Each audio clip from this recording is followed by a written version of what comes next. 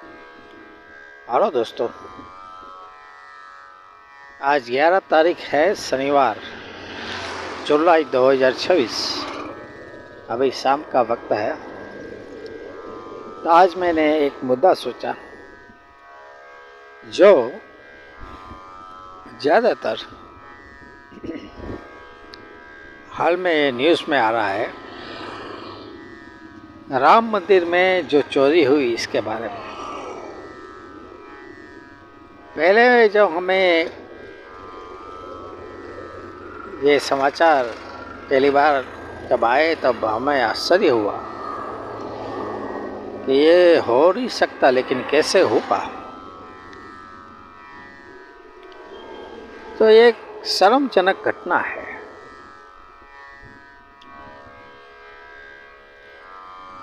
तो अक्सर ये मैं ऐसा सोचता हूँ कि जहाँ पे पब्लिक जहाँ पे बढ़ जाती है, जब भी ये मंदिर का काम कंप्लीट हुआ तो लोगों को इस मंदिर पे आस्था बहुत थी। भीड़ बहुत जमा होती थी और आवक भी बढ़ती थी। तो जैसे आपको पता ही है कि जहाँ पे आवक बढ़ जाएगी वहाँ पे कुछ ना कुछ ऐसा घटित होता है।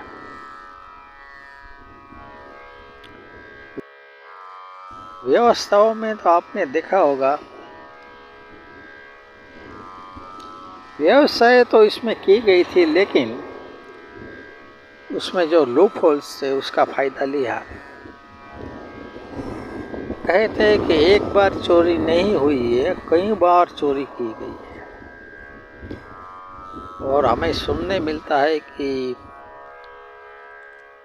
दान पेटी में तो चोरी नहीं, लेकिन कई जगहों पे घालमेल धीमे धीमे हमें इसके बारे में जानकारी मिलती है।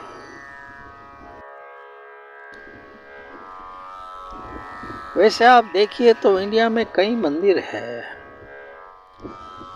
और कई मंदिरों में चोरी तो ये चोर करते ही रहते हैं। जहाँ पे भी पैसा थोड़ा इकट्ठा ना हुआ, सोना अगर चांदी कुछ भी दिखाई दिया तो उठा के लेके चले जाए। उसको बस मौका चाहिए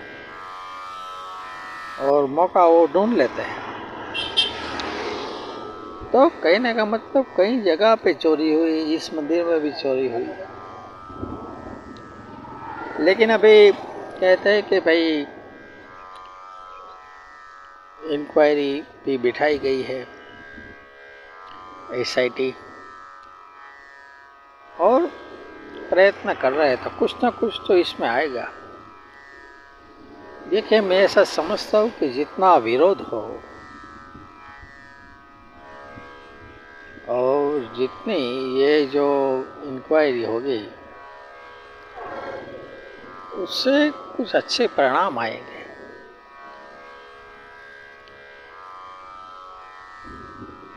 असंतोष तो इसमें हमें दिखता है कि भाई कई जगह पे असंतोष है, लेकिन जब इसमें प्रयत्न बढ़ जाएंगे ना, तब इसमें कुछ अच्छा रिजल्ट आएगा। और मैंने तो अक्सर ये देखा है कि जहाँ पे भी सरकार मेहनत करती है, एक उदाहरण के तौर पे मैं आपको जामनगर में भी कहूँगा। हमारे जामनगर में यहाँ पे मार्केटिंग यार्ड बनाया, नया कंस्ट्रक्शन किया, लेकिन वहाँ पे चोरी बहुत होती थी। अब चोर वहाँ से क्या करते थे कि चोरी करके उस माल को दूसरी जगह बेच देते थे।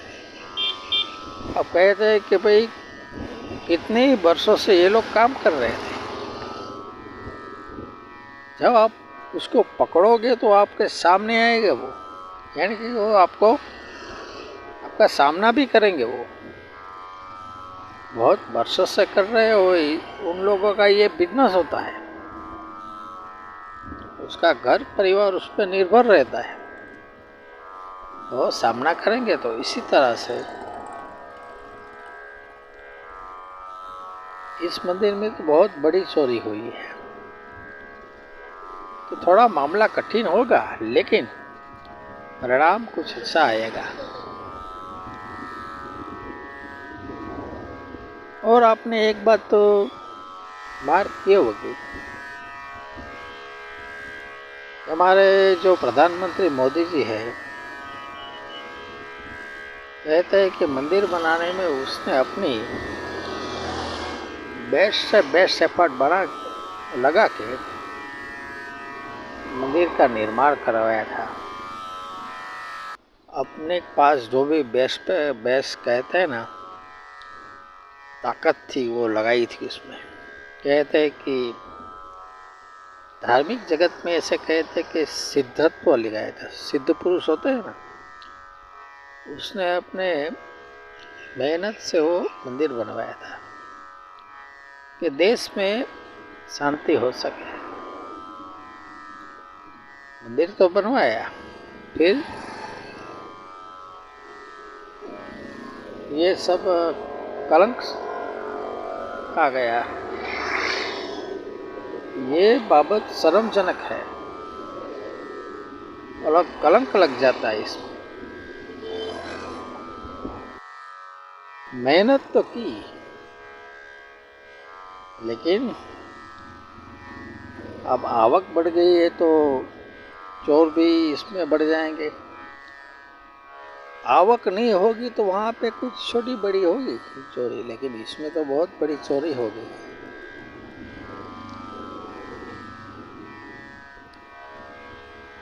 तो कई जगहों पे सरकार, मैंने ऐसा मार्क किया है, सरकार जो मेहनत करेंगे तो ऐसे पॉइंट निकल ही आएंगे। मैं आपको अलग तरीके से थोड़ी बात समझाऊंगा। जैसे समझो आपने एक धर्म का काम किया, आपने अपनी शक्ति लगाई, एफर्ट दिए, सब किए, लेकिन कई मुद्दे छूट जाते। लेकिन कहते कि सत्य के मार्ग पे आप चले हो तो कई मुद्दे ऐसे होते हैं वो जो छूट जाते हैं, लेकिन इन फ्यूचर वो आएंगे ही। समझ गए? तो धर्म के मार्ग में अगर सच्चाई से हमने कुछ मेहनत की है तो ऐसे पॉइंट बाद में आएंगे ही जो पकड़ने के लायक है। मैं ऐसा समझता हूँ। देखिए, आपने तो कंस्ट्रक्शन करवा दिया मंदिर का, सब अरेंजमेंट कर दिए, बाद में ये मुद्दा भी है। अब मैं इसके बारे में